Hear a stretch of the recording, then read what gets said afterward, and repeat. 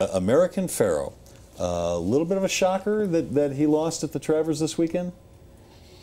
It was unexpected, but I don't think it was a shocker because Saratoga is such a difficult track to win at, and when you look back in the history, there have been 4 Triple Crown winners to run in the Travers, and only one of them won, and that was Whirlaway in 1941. It's a difficult race to win.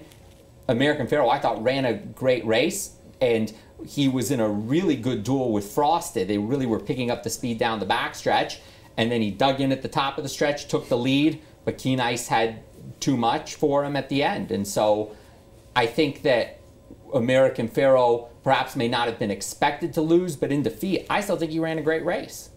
I don't think it takes away anything from him. Should the owner have continued to race him? I think that the answer might be different if the horse ran 5th and was getting tired in the home stretch, but that wasn't the case. I think that it was a great chance to run in the Travers, a chance to make history in the Travers, but even though he lost, I still think you keep the plan going.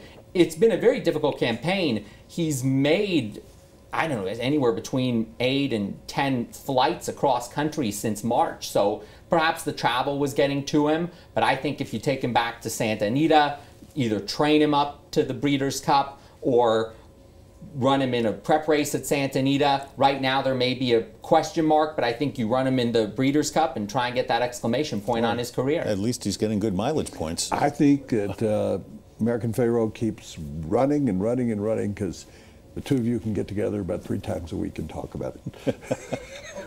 That's why the owner says he runs him, because he enjoys the sport. Does losing at the Travers hurt the breeding rights, hurt the cost of breeding with American Pharoah?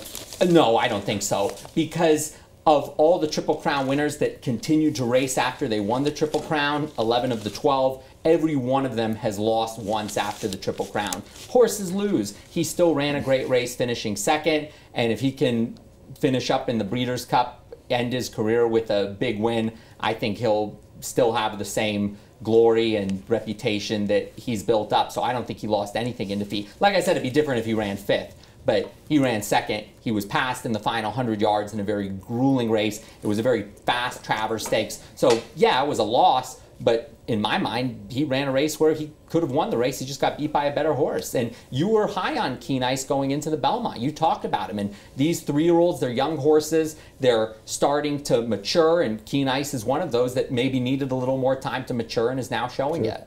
The Frosted, I liked Frosted during the course of the year. So, I had a theme going, less ice, Frosted. Got it. You know, something cold. I listened to Foreigner's Cold as Ice. You know, I just kind of was going through that period in my life. Does this take American Pharoah out of the discussion as one of the greatest horses of all time? No, ask me. No, it doesn't. You win the Triple Crown, that's forever. You win 5 Most Valuable Players awards in the NFL. They don't take that off your resume. He'll always be one of the few that won a Triple Crown. It doesn't take. I mean, really, how many have retired undefeated? None. Everybody, pretty much every horse that has ever run that's considered one of the greatest has lost at one point. So it shouldn't. But I think, maybe, in the wake of the defeat say, oh, you question it. But no, he's still an amazing horse. The people horse. who question it aren't really race people. Those are a guy in a bar stool going, oh, well, he wasn't that good after all. Well, they don't know what they're talking about anyway. So. Hey, appreciate your time. Thank you. Jonathan Horowitz. Great to see you.